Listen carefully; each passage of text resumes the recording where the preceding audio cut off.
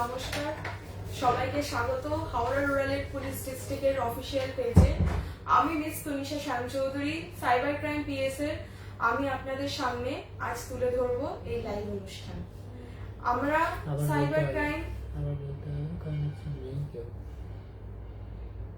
তো আমরা দেখতে পাচ্ছি আমরা লাইভ শুরু করেছি এবং ধীরে ধীরে আমাদের ভিউয়ার্স বন্ধুরা জয়েন হচ্ছে এবং যারা জয়েন হয়েছে তাদেরকে আমার তরফ থেকে স্বাগত এবং যারা জয়েন হয়নি তাদেরকে খুব শীঘ্রই জয়েন হওয়ার জন্য অনুরোধ করা হচ্ছে। আমরা খুব শীঘ্রই লাইভ অনুষ্ঠানে যেই টপিকটা নিয়ে আলোচনা করব সেই টপিকটা নিয়ে আলোচনা শুরু করব।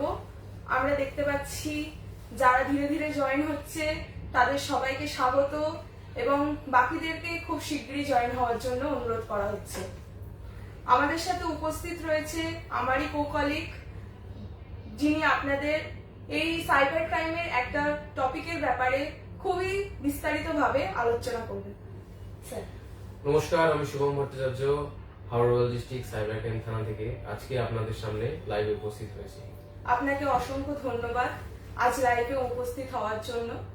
আমরা সাইবার ক্রাইমের ব্যাপারে অনেকেই জানি, সাধারণ দর্শকরাও আপনারাও জানেন যে সাইবার ক্রাইম জিনিসটা আজকাল কতটা বিস্তারিতভাবে শুরু হয়েছে।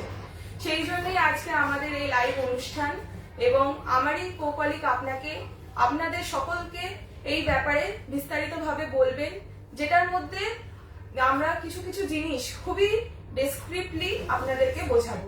স্যার দেখুন, আমরা আজকে যে টপিকটা হয়েছে সেই যে টপিকটার ব্যাপারে আমরা আজকে আলোচনা করব সেটা হচ্ছে ডিজিটালি অ্যারেস্ট।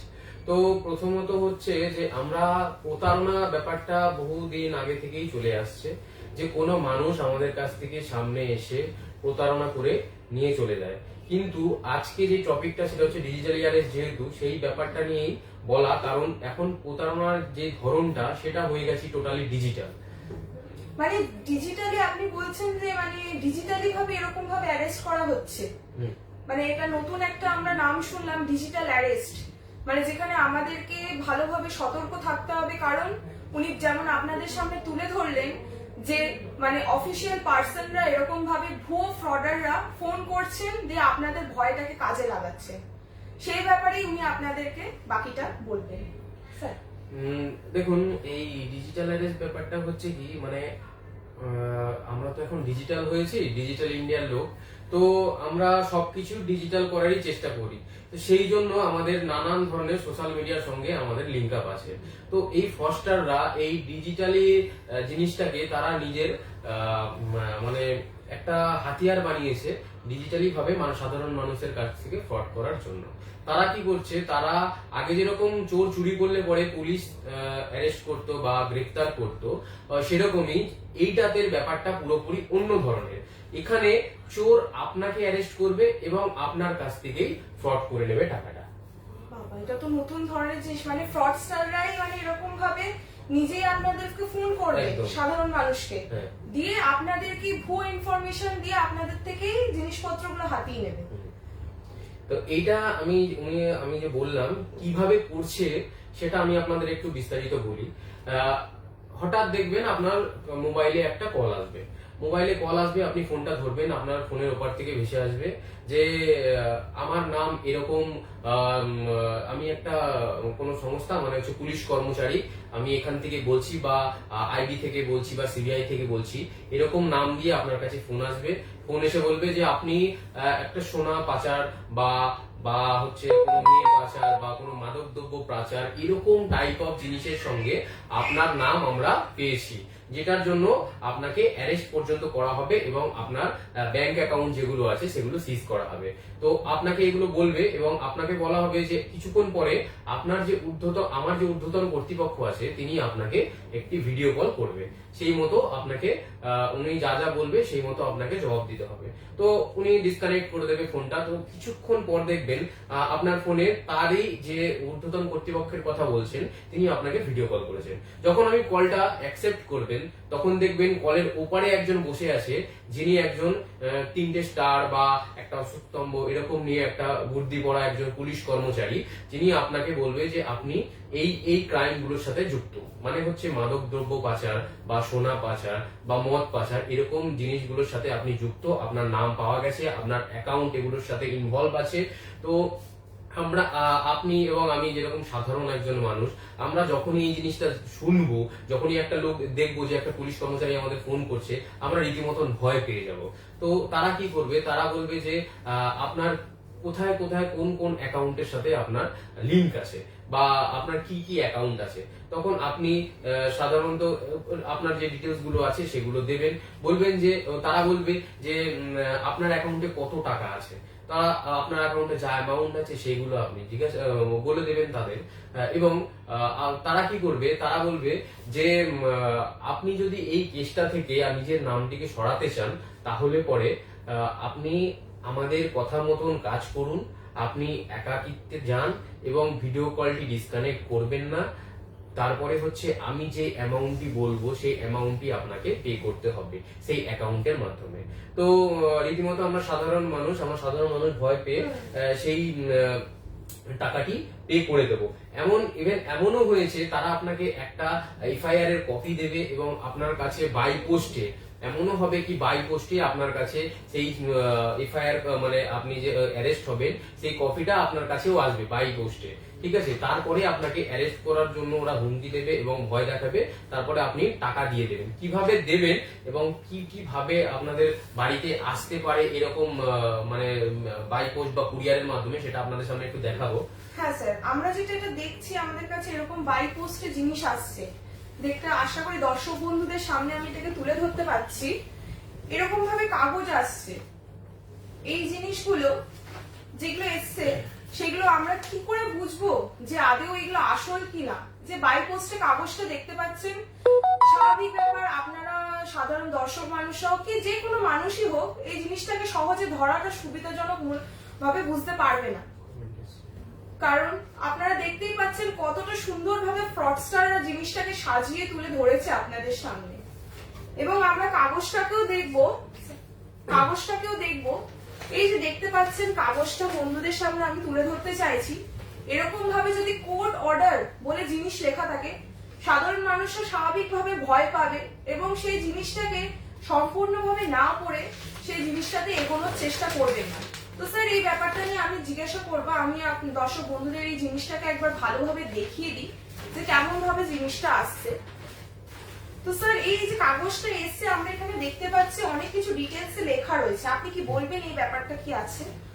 দেখুন, আমি বলি যে আপনার কাছে যখন আপনারা সকলে দেখলেন যে কিরকম ভাবে কোর্ট অর্ডারটা পাঠিয়েছে উনি, ঠিক আছে।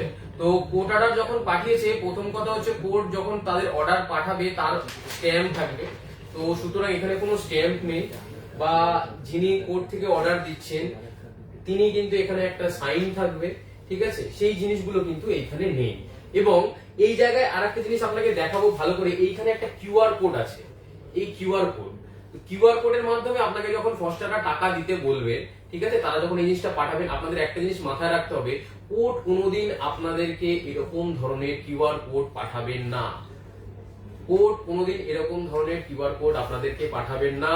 কোর্টের যদি কোন রকম আপনাকে ডাকার ইচ্ছা হয়, কোর্ট আপনাদের উকিলের মারফত আপনার বাড়িতে চিঠি পাঠাবে, চিঠি পাঠিয়ে আপনাকে সেই কোর্টে ডাকবে। যদি তাদেরকে কোনো টাকা পয়সা দেওয়ার ব্যাপার হয়, সেটাও আপনাকে কোর্টেই ফেসলা হবে, কোর্টেই অর্ডার হবে। সুতরাং এইভাবে কোন রকম ভাবে কোর্ট কিন্তু আপনাদের কাছে কোনো বাই পোস্ট বা কোনো কিছু দ্বারা আপনাদেরকে এরকম লেটার পাঠাবে না, ঠিক আছে। এইটা থেকে আপনাদের একটু সচেতন থাকতে হবে। তাহলে স্যার আপনি যেমন বললেন যে এখানে কোর্টের অর্ডার বা কোনো কোর্টের যখনই কোনো সরকারি দপ্তরের কাগজ আসবে, সাধারণ মানুষদের আমি আবারও দর্শকদের বলে দিতে চাইছি যে কোনো রকম কোনো কাগজ আসলে যেমন আপনাদের বললো যে এখানে কোনো একটা অফিসিয়াল স্ট্যাম্প বা কিছু থাকবে, সেখানে একটা সই থাকবে, এবং যখন কোনো একটা কোর্টের থেকে আসে সেখানে পার্টিকুলারলি একটাই অফিসিয়াল স্ট্যাম্প বা একটাই সই থাকবে, তাই তো স্যার? একদমই তাই। সেই জিনিসটা আপনারা লক্ষ্য করবেন এবং ভায়া ফোন বা অনলাইনের মাধ্যমে কোনো রকম কোনো কাজ করবেন না।